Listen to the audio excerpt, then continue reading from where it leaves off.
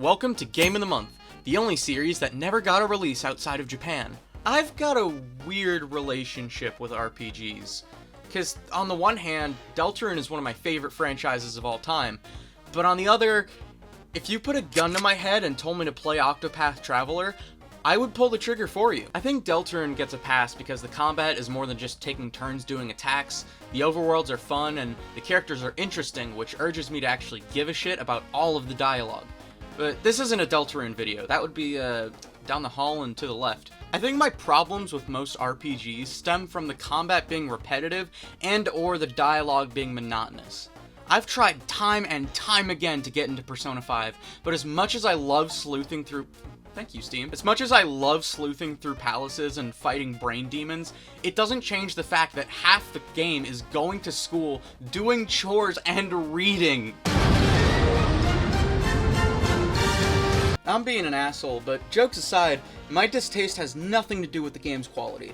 From what I've seen, the Personas are all great games for people who don't suffer from 8-brain like I do. Me personally, I just need that little bit of extra sauce for a game to be interesting, and it's rare for RPGs to serve the flavors I'm looking for. So when I tell you that something's in the water about a certain RPG, that's how you know it's something special, and Off is no exception.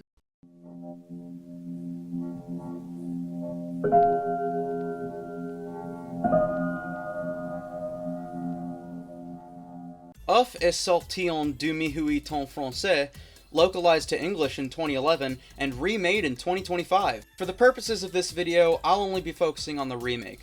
If you want to learn more about the original release, I recommend Sagan Hawkes' video, but only after you've watched this video, and subscribed, and give me a little kiss. Without further ado, let's dive in. It's the most YouTuber thing I've ever said.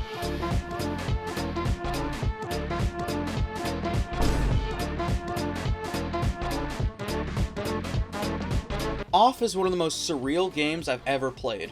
It all feels meticulously crafted from the mind of one weird French dude, go figure. To put it as simply as possible, you play as the Batter, and purify the world by hitting ghosts so hard they die a second time. Upon entering this world, you meet Judge, a cat who talks like Sephiroth, who advises you to get out there and start swangin'.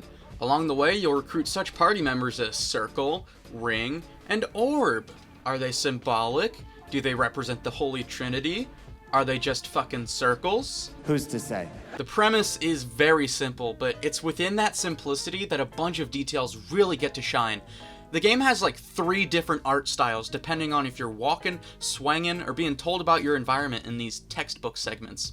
Usually this sort of exposition would bore me to tears, but the way this world works is fascinating and practically demands an interpretation from the player.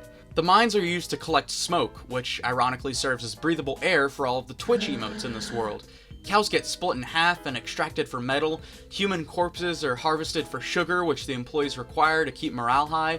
The world building is so nonsensical, but done in a way that's so intricate, and it feels like nothing I've seen before. The combat, while not the most engrossing, is still pretty cash. It uses random encounters, which is usually very annoying and bad and sucks. However, where most games start the battle with a little Off just throws you in, launching you headfirst into conflict with the most unsettling sprite art I've ever seen in a game.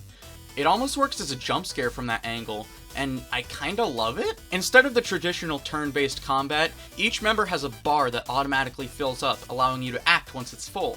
Enemies can mess around with the bar, and critical hits will speed up your charge. Another minor detail that I think fucking rules is that critical hits are more like a critical turn, where all your actions will be amplified. Items can crit, spells can crit, it's all just really well thought out. With that said, there are a few too many status conditions dedicated to lessening or removing your control in gameplay, but it's nothing too egregious. The music only adds to the bizarre atmosphere of this game. There's actually 2 soundtracks, one for the original and one for the remaster.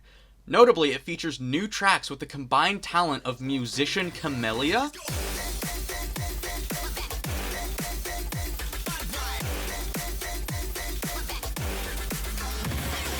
and composer Toby Fox of Homestuck Pregnant Song fame.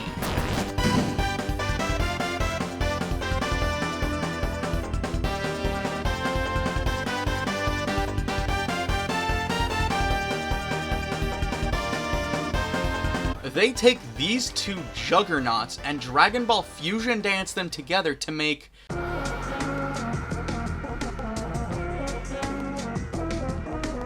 something that sounds like neither of them. Some tracks do eventually pick up the pace, but for the most part, the soundtrack feels ethereal and dreamlike.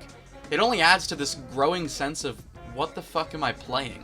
Off is an incredibly simple RPG, and yet it uses its simplicity to its advantage. It crafts a strange and complex world that the genre is typically known for creating, but trims the fat and cuts the corners so that you only get the fun parts. It's a super short game, it's like $10 on sale, and I recommend it for all you RPG freaks out there. With that said, take care, and I'll see you next month.